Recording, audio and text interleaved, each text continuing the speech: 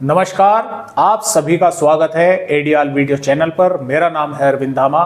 देखिए, जो सिस्टम बंगाल की खाड़ी पर बना हुआ था वो आगे बढ़ चुका है और ये डिप्रेशन बन चुका है, यानी कि काफ़ी ताकतवर मौसमी सिस्टम ये बन चुका है और ये लगातार आगे बढ़ रहा है। हो सकता है जब तक आप ये वीडियो देख रहे हो ये दक्षिणी छत्तीसगढ़ और माफ कीजिएगा विदर्भ के भागों के आसपास जो है पहुंच चुका होगा, और क्योंकि इसकी जो आगे बढ़ने की रफ्तार है वो काफ़ी तेज है। कल तक ये महाराष्ट्र के तटवर्ती भागों पर पहुंच जाएगा और जैसे कि आप सभी जानते हैं, जब ये सिस्टम जमीनी भागों पर पहुंचते हैं ये लगातार कमजोर होते हैं, तो यहां तक महाराष्ट्र के भागों तक पहुंचते पहुंचते ये वेलमार्क सिस्टम बन जाएगा फिर से। लेकिन यहां पर पहुंचकर इसे अरब सागर का मॉइस्चर मिलना शुरू हो जाएगा, ये फिर से डिप्रेशन बन जाएगा और डिप्रेशन बनते ही महाराष्ट्र के और गुजरात के भागों पर कई इलाकों पर रेड अलर्ट है, जिसके कारण कई इलाकों में भारी भीषण बारिश होने की संभावनाएं बनी हुई है और ये सिस्टम यहाँ से होता हुआ अरब सागर में निकल कर बाहर और आगे जो है वो निकल जाएगा। अब इसके अलावा 1 अक्टूबर के दौरान फिर और बंगाल की खाड़ी में एक नया सिस्टम बनेगा और वो सिस्टम ऊपर से जो है निकल सकता है। फिलहाल इस तरह के भी अपडेट है। तो आइए देखते हैं कि 28 सितंबर में इस सिस्टम के कारण किन किन राज्यों पर भारी भीषण बारिश होने की संभावनाएं जो है वो बनी हुई है और हवाओं के जो रुख है वो कई राज्यों का इसने यानी कि 28 सितंबर से इधर हरियाणा, दिल्ली, पंजाब, राजस्थान के भागों पर भी पूर्वी हवाएं चलने लगेगी, जिसके कारण कुछ भागों पर बादल जो है वे बन सकते हैं। तो आइए देखते हैं कि फिलहाल यहाँ पर दोस्तों किन किन भागों पर देखें। पहले हम बात करेंगे यहाँ पर गुजरात की। तो गुजरात के देखिए सूरत, नवसारी, वलसाड, दमनदीप के भागों पर रेड अलर्ट है। भारी भीषण बारिश होने की संभावना इन जिलों पर बनी हुई है। इसके अलावा छोटा उदयपुर, नर्मदा और तापी और भावनगर, अमरेली के इलाकों में भी भारी बारिश होने की, काफी जोरदार बारिश होने की संभावना है। ऑरेंज अलर्ट इन भागों पर भी है। और इसके अलावा राजकोट, गिर सोमनाथ, बोहता, सुरेंद्र नगर के दोस्तों यहाँ पर साथ साथ और भावनगर, खेड़ा, गांधीनगर और महेसाना, यानी कि ज्यादातर भागों पर इन पर इलाकों पर बारिश होने की संभावना हल्की से मध्यम, कई भागों पर मध्यम से तेज की बनी रहेगी। और इसके साथ साथ दोस्तों अगर हम बात यहाँ पर करें देखें महाराष्ट्र की, तो देखें महाराष्ट्र के भागों पर भी 28 सितंबर में दोस्तों जो यहाँ पर पालघर है, ठाणे, रायगढ़, पुणे और नासिक के भाग हैं, इन पर रेड अलर्ट है। भारी भीषण बारिश इन जिलों पर होने की संभावनाएं है। रत्नागिरी, सिंधुदुर्ग के भागों पर भी और इधर संभाजी नगर पर भी ऑरेंज अलर्ट है, यानी कि काफी जोरदार भीषण बारिश इन भागों पर भी होने की संभावना। इन पर तो भारी भीषण बारिश के आसार है, इन पर भी काफी जोरदार जो है बारिश होने की संभावना बनी हुई है। इसके अलावा नंदुरबार, धुले और जूनागढ़, जालना, बीड, अकोला, वासिम के साथ साथ और यहाँ पर सोलापुर के अलावा भी हिंगोली, वासिम और वर्धा, नागपुर, भंडारा, गोंदिया, गढ़चिरौली, अकोला, वासिम के भागों पर, अमरावती के भागों पर भी कई स्थानों पर मध्यम दर्जे की बारिश या मध्यम से तेज होने की संभावना आने वाली 28 सितंबर में नजर आ रही है। और इसके अलावा दोस्तों बात करें अगर यहाँ पर हम आने वाली अपनी भारत के राज्यों की, यानी कि किन किन पर और इसका असर देखने को मिलेगा इन 2 राज्यों पर, तो आपने देख लिया कि रेड अलर्ट है। देखिए मध्य प्रदेश के भागों पर भी उज्जैन, धार, इंदौर, अलीराजपुर, बड़वानी, बुरहानपुर, खंडवा, बैतूल के आसपास के भागों पर मध्यम से तेज या कुछ इलाकों पर अलीराजपुर, बड़वानी, बुरहानपुर के भागों पर यहाँ पर भी जोरदार जो है भारी बारिश देखने को मिल सकती है।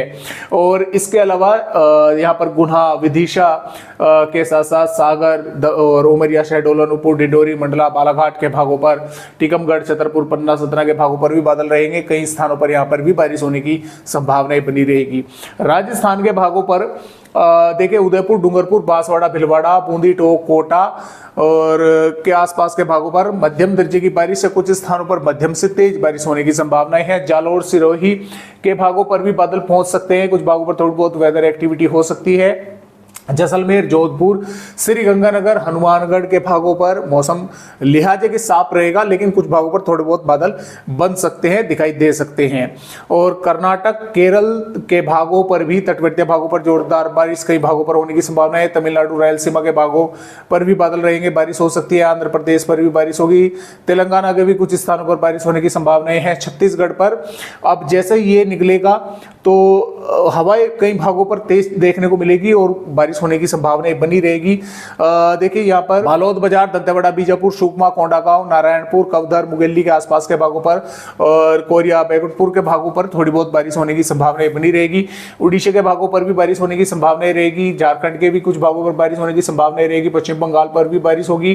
पूर्वोत्तर राज्यों पर बारिश होगी। बिहार पर किशनगंज, अररिया, पूर्णिया, कटिहार, भागलपुर, मधेपुरा के भागों पर बादल पहुंचेंगे, यानी कि कुछ स्थानों पर थोड़ी बहुत बूंदाबांदी हो सकती है। उससे ज्यादा संभावनाएं बिहार के भागों पर नहीं है। और पूर्वी उत्तर प्रदेश की अगर बात करें, ललितपुर, झांसी, बांदा, चित्रकूट, प्रयागराज, सोनभद्र, मिर्जापुर और इसके साथ साथ महाराजगंज, कुशीनगर, देवरिया, बलिया, गाजीपुर और बलरामपुर, सिद्धार्थनगर, महाराजगंज के आसपास के भागों पर बादल दिखाई देंगे।